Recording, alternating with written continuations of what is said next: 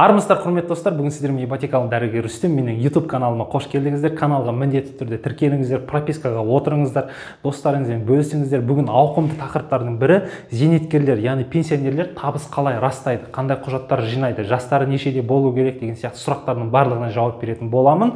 Дәл осы тақырыпты сіздерге міндетті түрде ұнаса толыққанды көріңіздер, достарыңызбен бөлісіңіздер. Біз тақырыпты бастаймыз. Сонымен зейнеткерлерге ең бірінші талап Қазақстан Республикасының азаматы болуы керек. Жас ерекшелігіне келетін болсақ, егер зейнеткер, пенсионерлер мемлекеттік бағдарламаға қатысып жатса, ол кісілердің жасы 65 жастан асып кетсе де бола береді. Яғни мемлекеттік бағдарламалар олар қандай? Шаңырақ, нұрлы жер, кредиттік жүйе, бақытты отбасы деген сияқты бағдарламалар соған қатысып жатса, ол кісінің жасы 65-тен асса да болады. Бірақ ол кісіге туған ұлы немесе қыздары созоемшік болу керек. Жалпы тілмен айтқанда гарант адамдар жақын туыстар болу керек, яғни ұлдары немесе қыздары.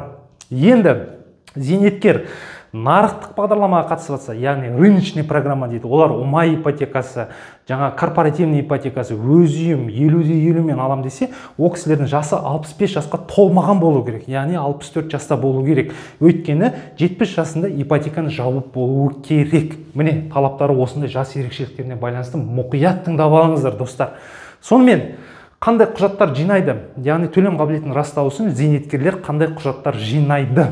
Ең бірінші жеке куәлік, яғни жеке басын куәландыратын, некеде болса неке туралы куәлік, ажырасқан болса ажырасты деген куәлік, немесе ерлі-зайыптылардың біреусі қайтыс болса, қайтыс болды деген анықтама алып келу керек. Екінші пенсионный книжка.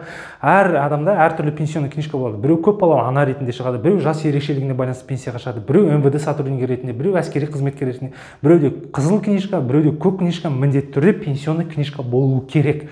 Үшінші, соннан справка о доходах деген 6 айлық справканы аласыздар. Яғни сонға барған кезде сіздің пенсияңыз жөнінде анықтама беру керек. Ай сайын қанша пенсия түсіп жатыр. Көрдіңіздер да?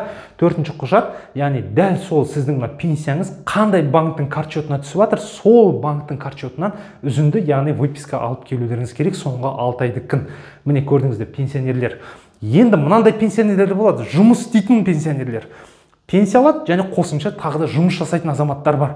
Ол кісілер егер жұмыс жасаса, қосымша жұмыс орнынан анықтама алып келеді, что осындай бәленшей бәлен, осындай тобыда жұмыс істейді, осынша қызметте, осынша айдан бері, осындай лауазымда жұмыс істейді деген анықтама. Яғни справка с места работы, орысша айтқанда. Одан кейін жалақы жөніндегі анықтама. Яғни сол жұмыс орнынан қанша сіз ай сайынғы алып жатсыз, сол жайында анықтама соңғы 6 айдықы. Сонымен қатар, дәл осы жұмыс беруші сіздің жалақыңызды қандай банктың картчетына аударады, сол банктың картчетынан соңғы 6 айдың выпискасы. Міне, осы құжаттарды алып кеп, өзіңіздің төлем қабілетіңізді отбасы банкінде растасаңыз болады.